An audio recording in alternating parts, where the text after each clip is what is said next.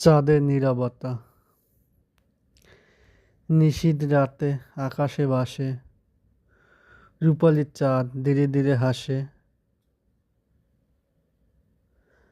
তার আলো ছুঁয়ে যায় হৃদয়ের ক্যানভাস, ভালোবাসার জায়গায় দেয় স্বপ্নের আশ্বাস।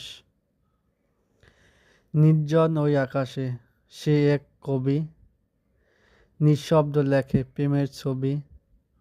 তাকে দেখে ভাবি বারবার, চাঁদ কি শুধু আলো নাকি কোনো অভিমানী নাকি কোনো একাকিত্বের কাব্য।